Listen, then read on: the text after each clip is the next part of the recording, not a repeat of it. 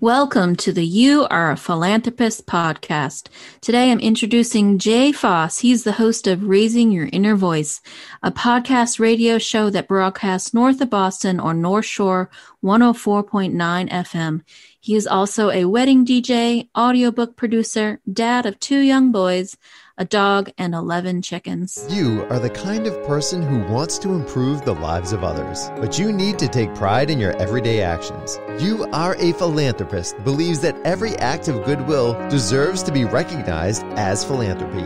Each individual action you take impacts another's life. Believe that what you do makes a difference. So call yourself a philanthropist and start a ripple effect of generosity that boomerangs back to you. Go to youareaphilanthropist.com/shop. Style your outside to match your inside. Choose a t-shirt, hoodie, or bag to show how much you love giving to others. That's youareaphilanthropist.com/shop.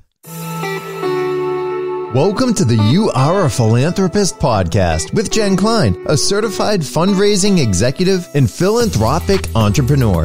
This show is dedicated to empowering and inspiring you to make a difference in your community and our world. Jen believes all acts of kindness matter, and this show is designed to help you take pride in your everyday actions of improving the lives of others and making a change in the world.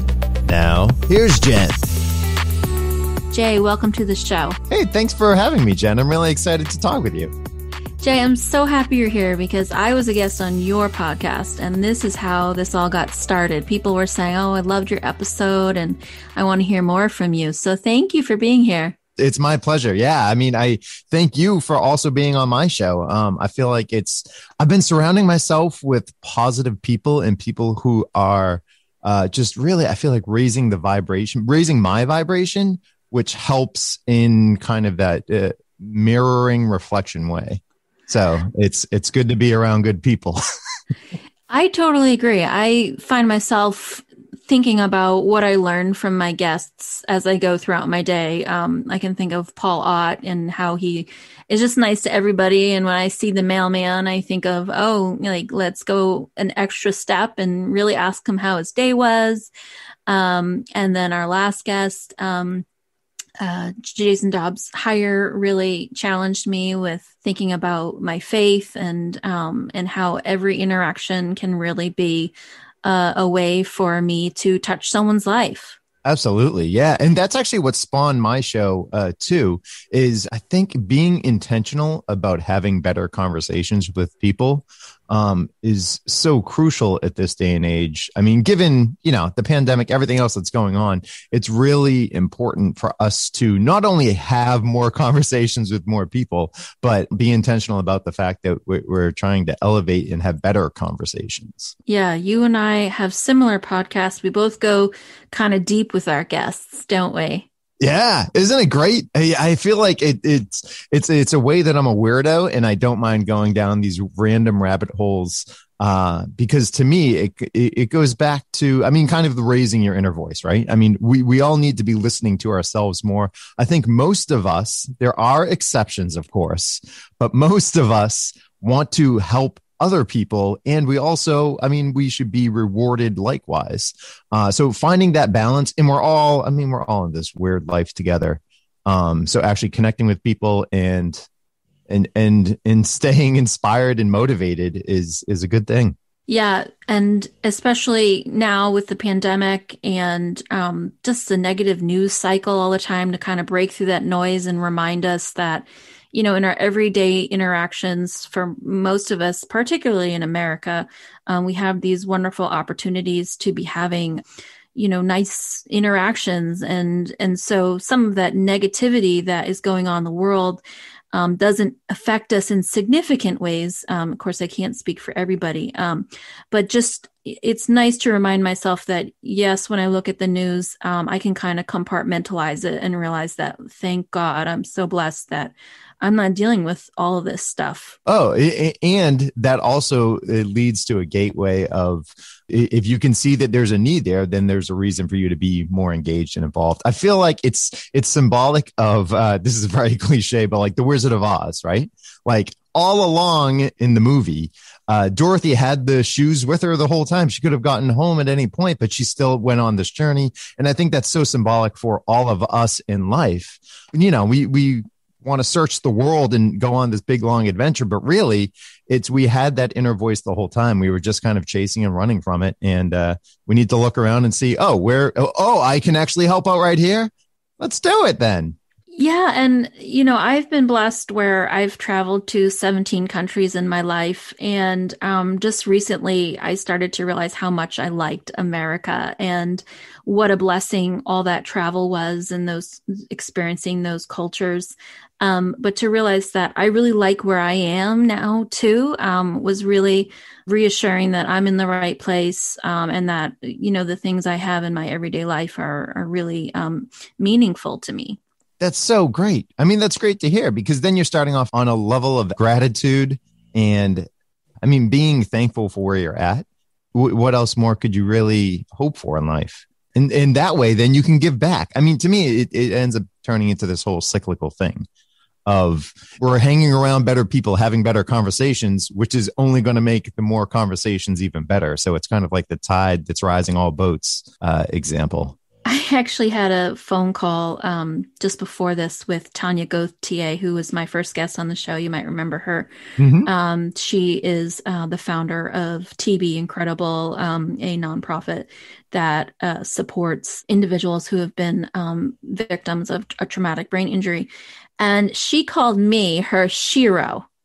Yeah. And I have never been called that before. And it was a real blessing. And she's such a positive person. And to have stumbled upon her on the internet in some, way, was also another blessing in my life. And I'm here to coach her for her fundraising efforts for TB Incredible. And yet she's giving back to me. And it's just so nice to have that synergy of love, mutual love for each other. Well, and that's, again, I feel like almost every conversation in my life these days, to me, it keeps on coming back to like, well, that's the whole raising your inner voice thing. Like you're finding things that you're passionate about, and then you're going to mirror and see that mirrored reflection come back at you. And I love paradigm shifts. Because basically, I mean, it kind of goes with that thought that like, you don't need to leave and flee your life in order to have a better life. It's looking at things differently. And people who do that, I mean, you're redefining philanthropy, right? So that causes that same paradigm shift of, wait, it's not just people who give tons of money that can be called philanthropists. It's people who are helping other people. It's people who are giving of their time, talent, treasure. All of it is philanthropy. And I find that, yeah, I mean, paradigm shifts and moments of breakthrough I just love talking with people about that, because it inspires me to actually keep my eyes open in my life when I start to get frustrated with my kids or with anything in life, because life can be grueling. It's a great reminder for me to kind of keep my wits about me and not go too far down these dark attitudes and just ways of thinking, right? So it's changing my thinking and that's why I love the paradigm shifts, because it's just like, oh, there's just a little twist on that. And that opens up this whole new world of possibilities, which then can get you to living a better life and a more meaningful, purpose-filled life. And not that it's all roses, but I think changing our thinking about so many things is crucial. Well, to be honest, and my guests haven't mentioned this when I interview them, but some of them say off air with me, I don't really feel like I'm a philanthropist. And I said, that's okay. You don't need to feel that way in order to be a guest on my show. I just like what you're doing and I want to showcase it. And I believe they're philanthropists. That's why they're on the show. That's why you're on the show. So even though they're a guest, they maybe haven't had that paradigm shift, but hopefully I've planted the seed for them to feel really good about what they're doing too. I think, it's okay when things go unnoticed, but it's also nice to be really recognized sometimes too. I would actually take that even a step further. It's not only nice to be recognized, it's going to create more behavior, because that's what we're encouraging. So if we're a society that values humility, which sounds like, from the guests that I've heard, they're all very humble. So I'm not surprised that they would say, because I feel the same way. I don't think of myself as a philanthropist. I just want people to be experiencing better lives and for us to all remember that this is the life that we have. So whether that's modeling yourself after Christ, or if that is too steep of an example for anyone, and it's easier to say, well, Martin Luther King Jr. or Mother Teresa or whomever fills in the blank for you, this person is someone who I can actually achieve maybe what a fragment of what they're doing. If we start focusing on that, I think we're actually getting to work on our life, and it's affecting other people, but it's also affecting ourselves. I love the duality of things. I think because it's a weird mirroring thing that we don't expect. So I would only assume, right? How do you make the world a better place? Well, you just get out there and you start doing it. But if you actually start doing inner work and figuring out how you can make your life better, taking accountability and responsibility for yourself, but then being also gracious with yourself, kind and gentle. I end every show with please be kind and gentle with yourself and share that same grace with others. Because when we focus too much on ourselves, there's issues. And there are so many people that are out there giving and giving and giving. I think of moms in particular, right? It's like they're just constantly giving because they're so focused on family, on their kids, that it's like, well, you need time for you as well. So where do we find that balance? How do we find that balance? I mean, I think that's the journey of life. I went to the grocery store yesterday, and it was the day after I had interviewed Jason Dobbs-Hire, who I had such a great episode with. And I went to the small mom and pop grocery store that is in my town. And I was excited. They have a lot of good, like, organic food there. And so I'm at the checkout and I'm excited about everything I got. I know it's, going to be a little more expensive than the Market Basket down the road. And I know that, it's the benefit is that the people are really nice. So I get up to the register and I'm kind of chit-chatting with the woman, and I have a sing-song voice, like, as I'm leaving, like, have a great day. And she reflected that same sing-song voice to her next customer. And I thought to myself, there it is. That's the ripple effect.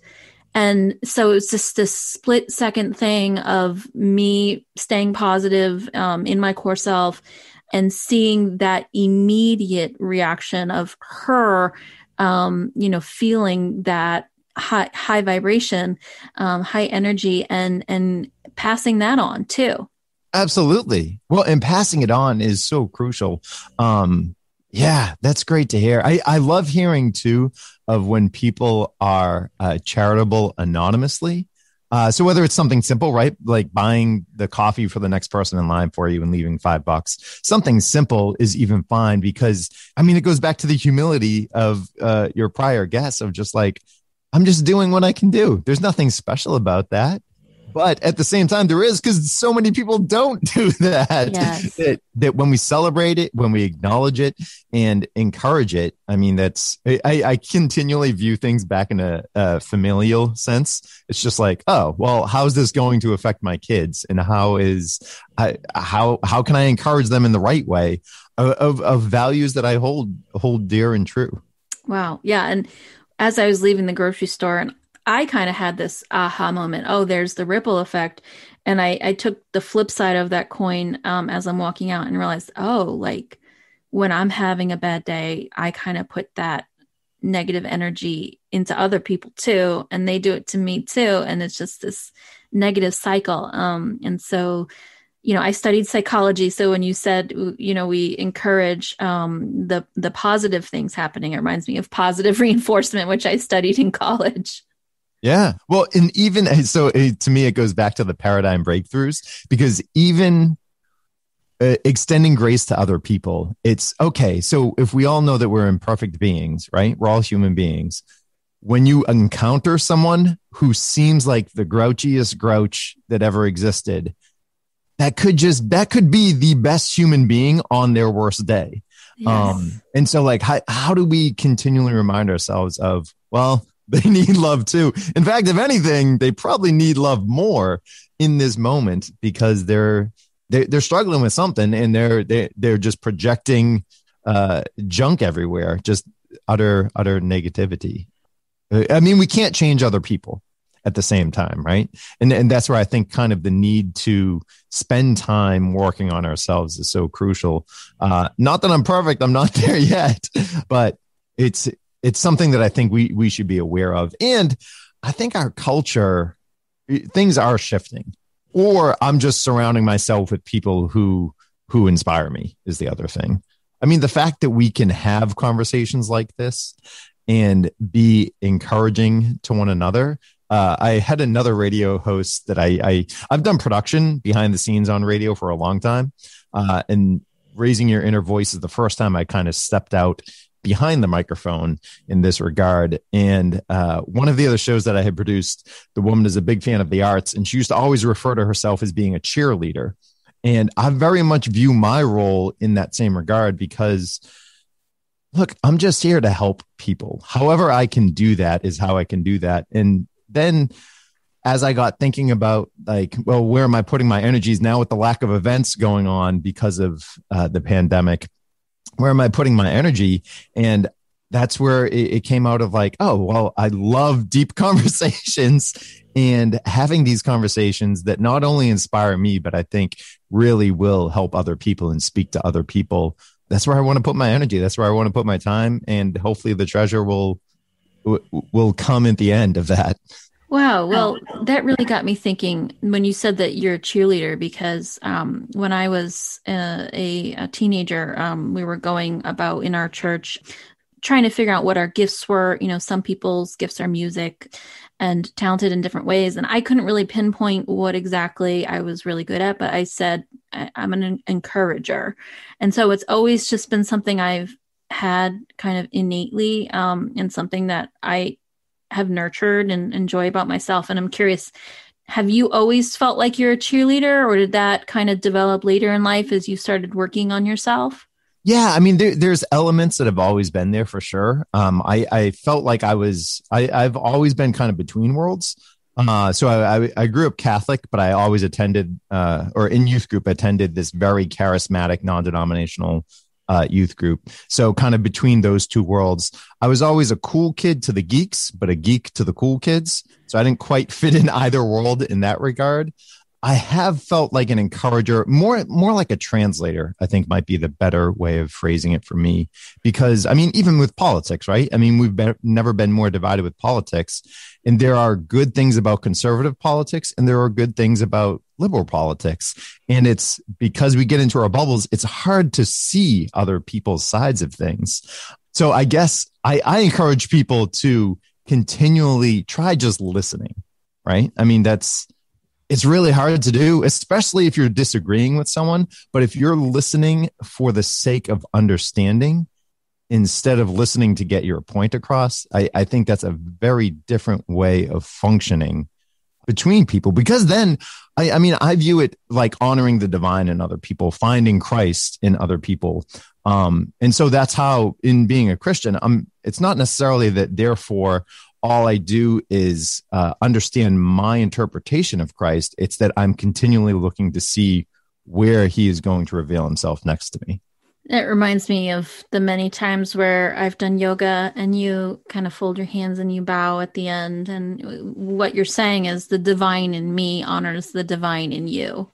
Yeah, there's a lot of lessons that I feel like I've been gravitating more towards. Not directly, I'm not pursuing any Zen practice or Buddhist practices or anything like that. But Christian contemplation is kind of what I do, and it's I think similar to yoga in that regard. Yeah, I mean to say that other people in this world are divine, and that there's an element of them, and therefore of me too. I mean, that's the whole. I'm a big picture person. But I know that the need for the detail and the nitty gritty, it's that way we can see the divine in ourselves. So, I mean, I think that's the importance of the fact that God became man in Jesus of Nazareth, is so that God can become and can shine through all of us. I mean, that whole concept to me kind of blows my mind. Yeah, it's definitely God's plan is this idea that we can't comprehend. And you know, there's part of me who sometimes I start thinking about how things like you were saying can seem totally different, like conservatives and liberal politics. But the fact is that maybe they could both be true because, I'm not God and God can think that way. God can think two seemingly polar opposite things could both have value and both be true. So some of the work that I've done, I've taken some marketing courses, and there's a guy out of Austin, Texas, Roy Williams, and he has this phrase that the opposite of a deeply and utterly profound truth is an equal but opposite deeply and utterly profound truth. So it's not necessarily that the opposite of the truth is a falsehood. It's that the opposite of the truth is an equal truth. Think of it in terms of like gravity, right? So are we standing up on our own or are we being pulled down to the earth? It's both. It's the friction of both things happening simultaneously. I love politics as an example because by and large, I mean, I tend to vote third party. So I say that to say, I don't have skin in the game. I don't really get offended when people say crazy things politically to me. And I think that we need both sides of the coin. So the vast majority of the American people benefit from an extremely liberal Democratic side and an extremely conservative Republican side. And we need both. I mean, that's like asking what's better. Is it better to be socially free or ingracious? Or is it better to be fiscally responsible and making sure that you're taking care of your own household? We need to do both. It's a both and situation, which goes back to, I feel like that is kind of in and of itself. That's the whole philosophy behind Zen, right? Is that there's a little bit, they're intertwined for sure. Wow. I just feel like there's a lot of villainization on both sides. And that's not productive. And it's not, God inspired is this villainization of people. And so it really is the ugly side of politics, is kind of pointing the finger. And, that's where our government gets in trouble is when we don't work together. Yeah. When we don't work together or when it's all done via deals that are made that benefit a certain group, right? That aren't actually for the American people. Even just how we define the American people, I think the left and the right have two definitions. And generally, going with the philanthropy theme, my understanding is the benefit of the American people is the definition would be the least of these, right? So if the weakest people in our society are being benefited, then everyone else is rising. It's a given, right? But that's not how it's always viewed. We get into this kind of tribal us versus them thinking instead of viewing, look, we're all the American people. It's all of us. So again, for me, it's like if the least of these, if the people who are struggling the most in this nation are benefiting from a certain policy, everyone else will see that because it's I don't know, it's a weird inner outer duality thing. One thing I have never been able to really share with people in a public platform is that in regard to philanthropy, I see Democrats as wanting the government to help the less fortunate. Mm-hmm. And I see conservatives as wanting to keep their money to be able to do it themselves. Yeah. And there have been some studies that have been controversial and debatable in the philanthropy world that Republicans are more generous than Democrats. Some people are going to be angry to hear that. And like I said, it is controversial and debatable, but there has been evidence of that. And I think some of that is because many conservatives are evangelical Christians, and they practice tithing 10%. So they put 10% of their profits for the year back into giving to either their church or the less fortunate. Yeah, which makes sense. I agree with you completely on that. I think Democrats, by and large, view it that individuals are not generous enough. So therefore, we need the system to take care of that generosity.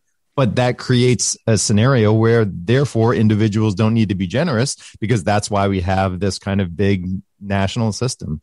And Yeah. that actually happens. My husband is European, and he said in some European countries, you don't go to your neighbor and you don't ask for eggs because, it's just assumed that, you are going to get it yourself through the government. So there is a division there between the relationship side of people. If you are taken care of, but might need something and you don't want to ask because maybe you should have it, or, it's something that we don't think about here in America. Because I mean, for me, like if somebody asked me for, eggs, I'll give it to them. Right. But the danger. So again, it goes back to like, so what's the danger in that? The danger in that is that if I'm relying on people to come to me, then it's really a control issue. Right. And that I'm not taking care of actual needs. I just want the control to be able to say who I can divvy out eggs to. What's funny is that could be used both for the Democratic side and the Republican side. I also have friends on both sides of the aisle. So to me, I mean, I don't know. It's not surprising to hear certain responses one way or another. Because I grew up Catholic, I had a lot of evangelical friends that weren't necessarily trying to convert me, but I think that they couldn't understand my existence because it was in this kind of gray, unknown area. And I mean, literally, I had friends say to me, Roman Catholic in and of itself is a contradiction because Roman is a specific place and time and Catholic is like universal worldwide. So just definition wise, Roman Catholicism doesn't make any sense. And I'm like, yeah, to me, it answers exactly everything of what you're talking about. God loves all of us, but he also loves us each individually.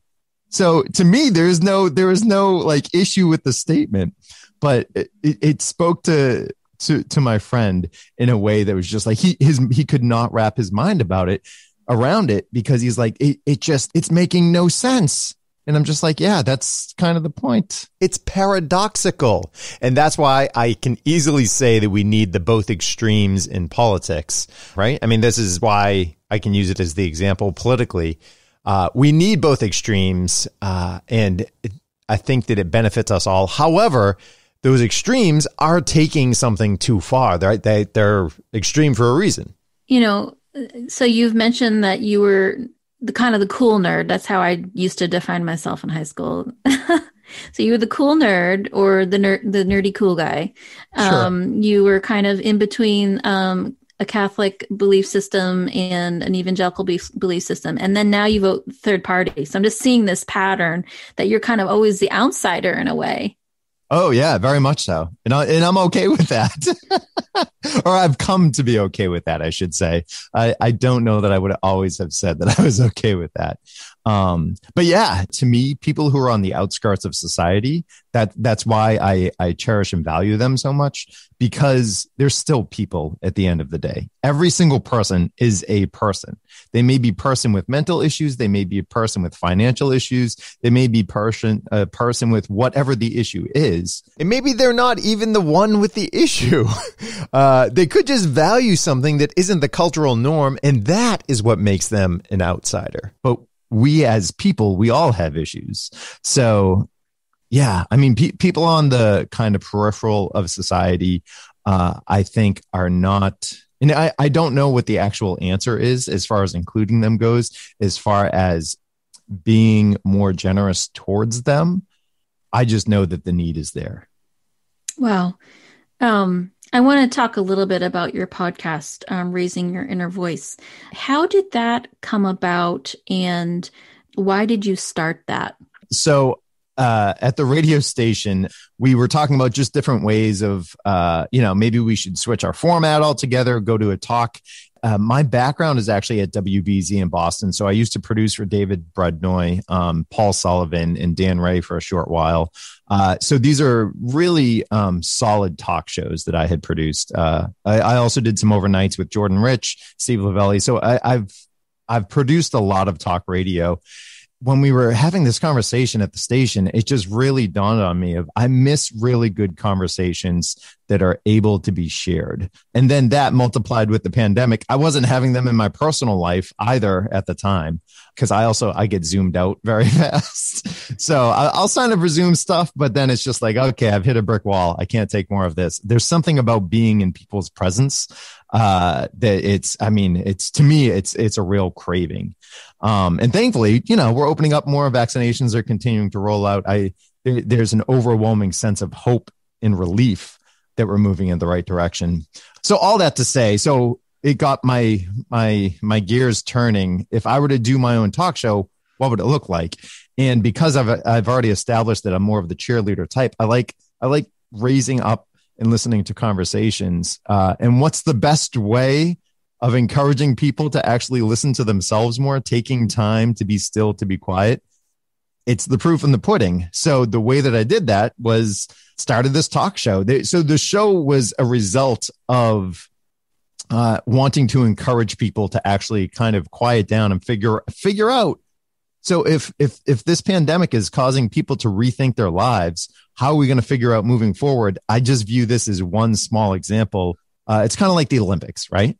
The Olympics are this great feat, and not that me starting a radio show is the same level of endurance there, but it's just a smaller example. The Olympics are so important for us as a humankind to see what human potential is. Does that mean we're all going to, go and become bobsledders or endurance runners?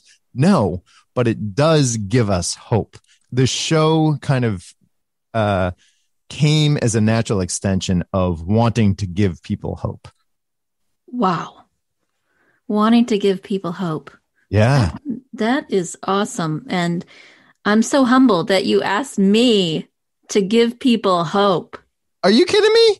As I said, I really value and cherish paradigm shifts. It's people who are thinking differently about things that we're all thinking about anyways, and redefining philanthropy. I think this is, all of your guests have said this to some degree, right? Like, you're going to go somewhere with this that you can't see yet. That in and of itself is hopeful. It's looking around at our society, looking around at our lives. For people who have a lot to be thankful for, look around at your life and be thankful for that. For people who have a lot that they would love to just start reaming and complaining about, then you need to change something, and you need to know that your current reality isn't all of your life.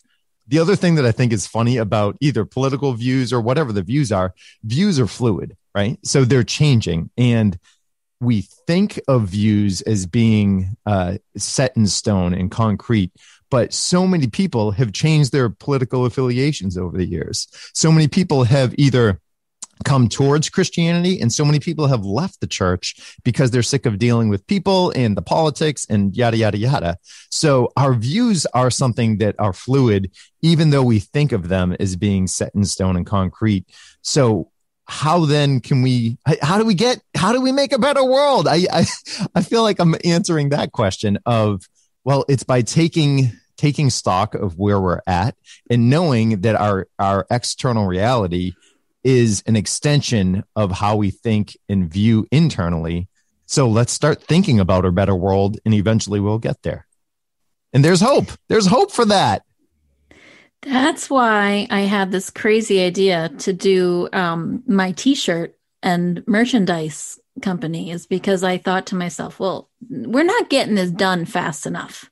Yeah. There's people dying of hunger. We're not getting this done fast enough. And so I thought about how we need to be doing more, and we all need to be contributing in little ways that we can. And that we all do have the capacity to do that. I mean, one of my guests is housing insecure, and he's making a difference on the street corner where he's talking to people. He's putting positive energy out. He's able to, make an income for himself where he's able to afford a room, and he's able to provide for his children. And he's selling a homeless newspaper. And so that's an example of just the least of us having the ability to put the good in the world, to put the philanthropy in the world, to be giving. And our society doesn't value it. But I'm hoping that my merchandise can become like life is good, because instead of selling optimism, I'm selling giving. As a receiver of that, I view it the same. So I've already alluded to this. I'm a big picture person. So to me, positivity is positivity and love is love. So because of my background, a lot of that has been people kind of within the Christian culture. However, there are just as many people outside of Christianity who are spreading what I view as the gospel that you would not ever expect to find that in. And so to me, so I'm a DJ by trade. The way I interpret that is it's having conversations with people about what's your favorite song.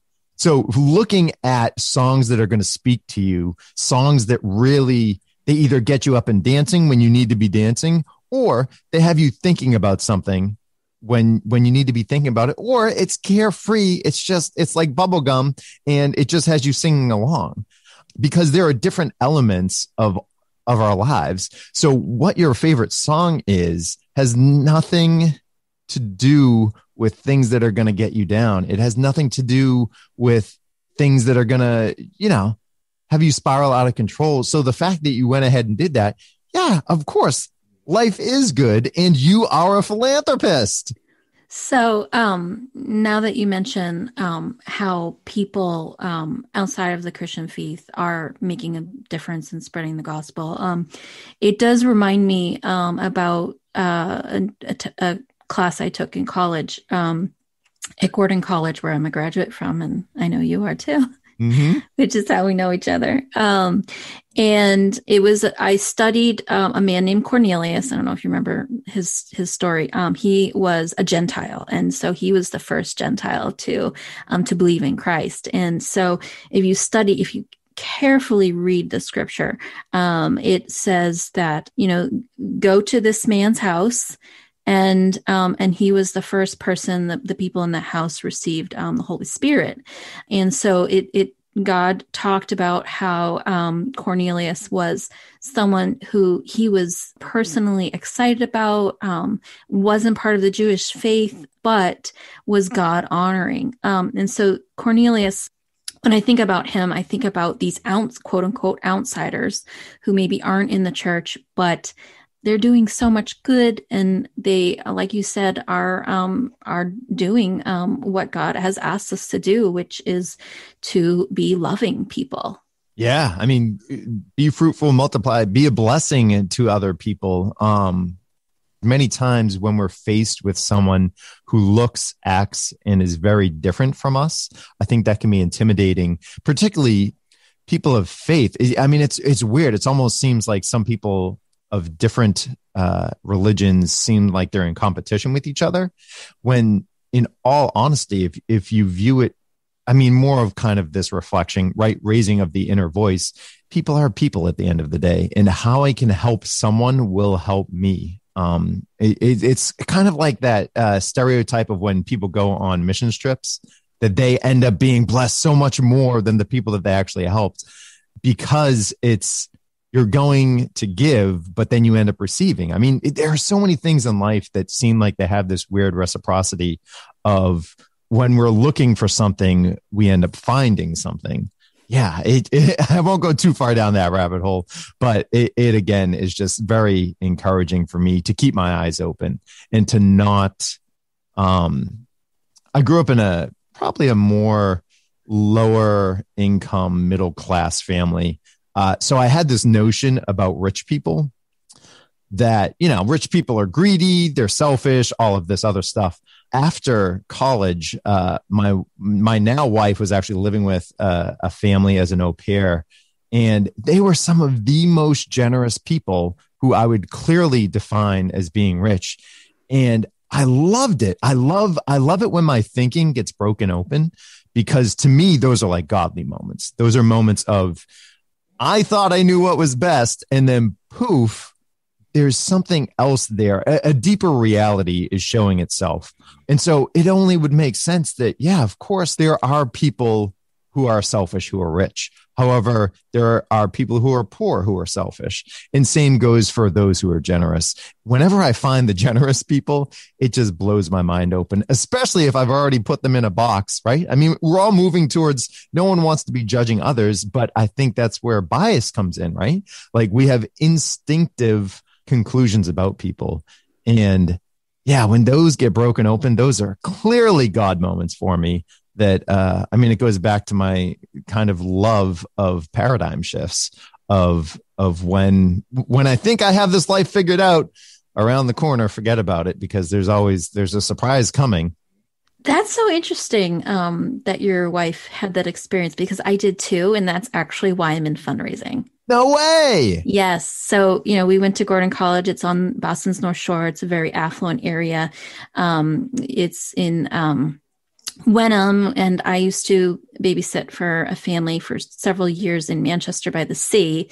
And so I fell in love with a Catholic family who were raising their 3 children in the Catholic faith, and they were a part of their community. And Father Tony DeCroce was on the board of St. Mary's in Lynn. As I approached my senior year, just started talking about what I was going to be doing. And I was just the type of person who's like, I don't know, I just want to help people. And they said, well, you're a grant writer. I mean, you're an English major, so you'd be great at grant writing. And so that's how I fell into it. And if, just that one family made such an impact on my life. They're the reason why this podcast exists. Wow, that's awesome. Well, in looking around at where you are and what your skills set is so crucial. I feel like it's generic advice to people to say, look around and look where you are, where you can be useful, where you can do what you can do, right? But it's good generic advice, but when it actually hits home for someone, I mean, it transforms lives. And I think that is so cool. I did not know that we kind of shared that connection. That's awesome. That's really cool. So we're talking about how there's this reciprocity of us giving and us receiving. And I'm just, as I have shared, I receive in many ways from my guests, and I'm always having that listening ear when I'm speaking to them to see what I can be learning. And I know you have that same passion too. And I'm wondering, what are some of the guests who have been most impactful in your own life and that you've enjoyed learning from? Oh, goodness. So obviously you're going to take yourself out of that. So that way I don't use you as the example. Thank you. I've had some really amazing conversations with people. One guy, Dave Seymour, he started off as a Lynn firefighter and then ended up going to some real estate classes. And so now he is a venture investment capitalist. But I had him on the show to talk not about what would make sense, venture capital, but rather our conversation really delved around personal development. And he was someone that I didn't really expect this to get this deep into. But like I said, anytime conversations surprise me, I think surprises are what keep us paying attention in life. When I work with couples in DJing for weddings for them, I always talk about what are ways that we can make something special that's a reflection of you as the couple that's getting married happen both organically and preparedly. So I do custom first dances with them where I interview them ahead of time to really just add in their personality. But it's at a moment where most people aren't expecting them to, basically be giving their vows to each other over the first dance. So what are ways that we can pay attention to more surprises? Dave was a great guest. Karen Nassenbenny, she had lost her husband to COVID. She lost her father-in-law to COVID, and she herself was in the ICU for 35 days and then recovered for an additional 30-something days after that. So she has had this huge transformation in the last year, and she is still one of the most positive and upbeat people. And to me, it's just like, where is this sense of faith coming from that exudes your existence? And it goes back to kind of that sense of taking care of ourselves while we're taking care of other people and making sure that we're doing both of those things. Because if I'm not taking care of myself, I can't help take care of anyone. But if I'm only focused on taking care of myself, I'm forgetting about the fact that there are other people in this life, people who really need in this world. So those are two other conversations that just spring to my mind. Yeah, there are so many. So I enter almost every conversation hoping to learn one thing. If I learn more, that's all the better.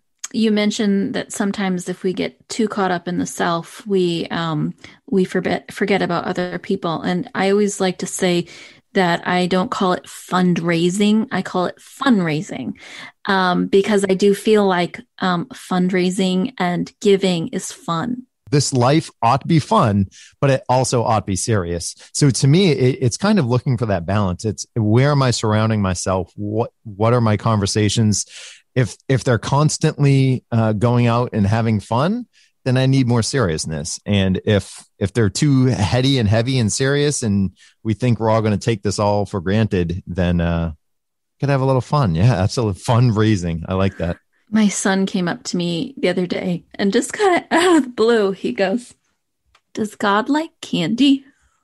Oh, yeah. And I had to think about that one. And I thought about how, he is excited when we're excited, and about good things. And so I had to say, yes, he does like candy. He just likes it not, he likes it in moderation. Was this a 5-year-old? Because Yeah. my 5-year-old, he's all about the candy, all about it. Yeah. Moderate. It's a hard lesson to learn, right? That's no different than an alcoholic in their mid-40s trying to learn the same exact lesson. The lesson is, hey, too much of a good thing is not more of a good thing. It's too much. Wow. So yeah, kids and their candy. Well, that's another example of lightening the mood is, thinking about things that give us excitement. And for a child, Halloween is like his favorite holiday because it's so fun to go around and get lots of candy. But like the cool thing is that I don't know if I shared this yet. The other day, we were at a neighbor's house and the grandmother came over and planted lollipop flowers. Okay. So she had wrapped lollipops in this, to make like a bouquet, like a tulip coming out of the ground. Uh-huh. So my kids just thought that was so cool. And it was cool. It was a great idea. And so we go home and they got the lollipop in their mouth. And my son says to me, "I want to do this for other people. I want to do this for our neighbors." And I was like, trying to figure out how to logistically do that. Cause he said he just wants to do it for everybody, and so I'm thinking about like, well, that's, that doesn't really work out because people are going to be like, what's this lollipop doing here? And just think it's garbage or something. So he keeps asking me for about a week. And so I'm trying to figure out how do I do this? So I get the lollipops. And I said, okay, we're going to go to these specific houses. And I text the people that I know, who are living there. And I say, okay, the boys planted some lollipop flowers in your garden. And they were overjoyed. They were overjoyed that my sons went around the neighborhood and planted lollipops for them, thinking about them at 5 years old. And, a couple of our neighbors are older and have grandchildren of their own. And so they had this specialness about a child doing something nice for them. And they took pictures and talked about how sweet my boys are. And then one of those neighbors ended up hiding Easter eggs on our property for the Easter bunny to come. He was like, "Who did this?" And I said, our neighbor Diane did it. And he's like, "I want to go take this candy that I just got and hide it in other people's yards." So again, it's that ripple effect. It's the little joys that come along the way that we're not expecting. it's just something that I'm not going to forget. I don't think those people are going to forget, because when a child does something so impactful. And, I have my guest, Audrey Blankenship, who is doing so much for the world at 9 years old. Yeah. So you can be any age and be making an impact. People are so surprised when kids do it because there's thought that's put into it, and the logistics of it happening for a kid seem even larger.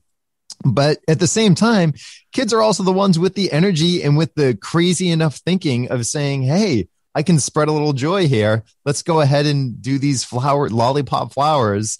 I think we as adults are the ones that then drop the ball and we forget to pay it forward. It's just like, oh, isn't that sweet? He thought of me. But yeah, kids are great sources of inspiration and play, right? I mean, it goes back to kind of like that, taking it serious. This is the only life we have. Make sure you're using it wisely. But at the same time, don't make it too serious either, because you got to have a little fun and joy and running around. Wow. I'm thinking about how my dad calls my mom Sue Fun Fisher. Like, that's her middle name. Like, that's just how she is. She's, my 5-year-old was saying like, oh, I want to be an adult, wasn't really liking whatever. Maybe I was taking away his candy or something. And I said, you know what, we're going to call him Mimi right now.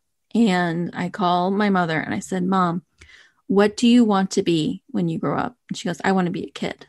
And so it was this way to teach my son, like, no, like, who you are, what you're doing, like, is really cool and is something to be admired.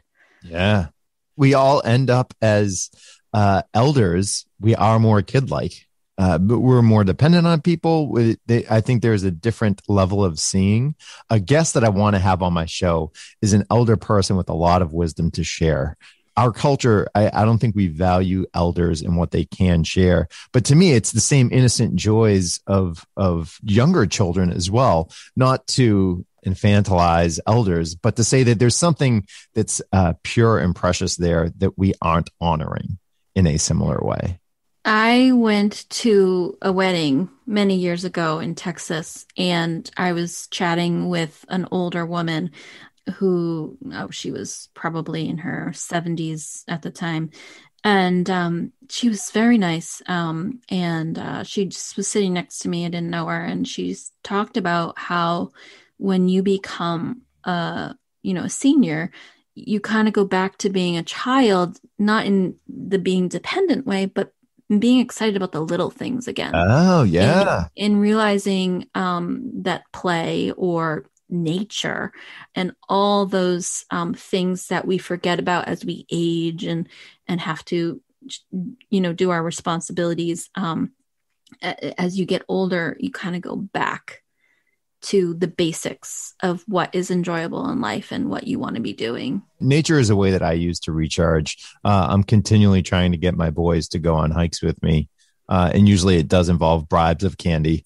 But just being out I don't even know what it is. It's one of those things where I can acknowledge it while I'm there and being in nature. I can't tell you why nature kind of feeds the soul so much. I just know that it does. It's not dissimilar to, I know when someone's telling a really funny joke. I can't craft jokes myself. I'm not a comedian, but I can really appreciate a good joke. My husband takes my children hiking actually every weekend. We live near conservation land and can just go walk in the woods from our house. And my son said to me one time, "Can I hug this tree?" And I thought, oh, that's so beautiful because, there are those quote unquote tree huggers out there. I was like, sure, go hug the tree. And like you said, there is this beautiful thing about nature that's indescribable, that, this feeling that we get. And even scientifically, there's been studies that people who are in hospital beds get better if they're like positioned by a window and like looking out at something, a tree or something, which is quite remarkable. Yeah. Or even thinking about, I feel like I've seen a lot of photos from the last pandemic of 1919, where there were hospital beds and tents outside of people just being out in the sunlight to get fresh air and being outside. That, yeah, it is very restorative for sure. Wow, I only looked at one of those pictures, and I remember the kids were having school outside. And this is something my town has talked about is outdoor classrooms. Oh yeah. Definitely like a safety thing involved. And they're actually getting a grant from the state to create outdoor classrooms. There are benefits that are coming out of the pandemic. Yeah. Societally, we are valuing things differently and more because collectively it's affecting all of us in that regard, that it is causing people to think differently. And so even though, there are many people who have more serious situations, there are some people who are kind of affected, but barely affected. Or I have some dear friends in construction. It's like they are busier work-wise than they have ever been. They're booked out 9 to 12 months when normally they're only booked 6 months out. But it's creating this collective shared experience that we're all going through. And I think that in and of itself, it's going to have this more unifying effect on us all, which is good. Jay, I think we're running out of time, and I'm so sad because I know that we have so much more to talk about, and I'd love for you to be a guest on the show again. But I'm thinking about what your world vision is, what you want to see in the world more. And I know you mentioned deep conversations is really important to you. What else? Yeah. And honestly, it's not even just deep conversations. It's better conversations. So something that I actually pulled this out when I was preparing to talk with you today, but it is a prayer that is associated with St. Francis of Assisi. It's either the peace prayer or the serenity prayer. But I would love to read that kind of as a last thought, if that's cool with you. Please, yes. Lord, make me an instrument of thy peace. Where there is hatred, let me sow love. Where there is injury, pardon. Where there is doubt, faith. Where there is despair, hope. Where there is darkness, light. Where there is sadness, joy. O divine Master, grant that I may not so much seek to be consoled as to console, to be understood as to understand, to be loved as to love. For it is in giving that we receive, it is in pardoning that we are pardoned, and it is in dying of the self that we are born to eternal life. Wow. Thank you for sharing that. Yeah, I think we can all view getting outside of our own perspective more to answer your question is what I think that really is at the heart of it. And that prayer does that for me. Since I was a kid, I was always fascinated with that prayer because I think we all have something to learn and hopefully we're paying attention. And I always like to have an empowerment piece as well. And I'm curious what you would say to my listeners and to your listeners about how they can get started with doing more good in the world and raising their inner voice. It's looking at your situation, right? Anything that is causing you despair, anything that's causing you darkness, be the light. So that is your gateway. That is your chance, your opportunity to become more engaged in your own life. The way I'm doing it is with a radio show, but I'm hoping that people understand that that's just because of the functionality and opportunities that I have. We all need to take the moment to look at our lives, and you'll see. Start looking, look more, think better thoughts, and you'll see. That's so great. And how can my listeners find your podcast? It's on pretty much all the platforms. If you just search Raising Your Inner Voice, or you can search Jay Foss, that's Jay, F as in Frank, OSS as in Sam, you'll come across it. And yeah, check it out. I would love to get some feedback on or ideas. I'm really always open to ideas because, like I said, to me, I could learn from anyone. So yeah, I'm always interested in hearing about new ideas. And congrats to you, because I think that what you are doing is phenomenal. Well, Jay, I probably wouldn't be here without you. If you hadn't asked me on the podcast, these two people that are in my life who are female entrepreneurs, one being Jessica Brand, who was on my show. she said that podcast really exemplified that my message of doing more philanthropy is better received in the audio voice rather than in the written voice, which is what I had been doing, which was blogging. So my listeners can go read my old blog posts, but I'm hoping that the podcast forum will allow people to be changed, especially by my guests. I mean, I just love having my guests and hearing their story, and I feel like it they speak for themselves, and it's even more powerful than I just feel like I'm the conduit to be able to give them that platform, and I really hope that my guests, not necessarily me, but my guests, can be helping people have those paradigm shifts, and like you said, and change their negative thinking and start getting excited about what they can do. And I hope that they go buy my t-shirts too, because I think I'm wearing one today and they're really cool. Yeah, absolutely. Of course. Yeah, you're going to see that come back because you're so genuine and earnest and wanting your guests to be the spotlight. That's going to be why it's successful, right? It's because it's a passion project. So it is a passion project. And it's one that I get excited to go into my cold, dark basement to do. Well, thanks so much for having me, Jen. This is phenomenal. Jay, thanks for being my guest. I'm so excited about sharing what we talked about today with my listeners, and I hope they can hear more from you by going to your podcast and finding it on the internet, Raising Your Inner Voice.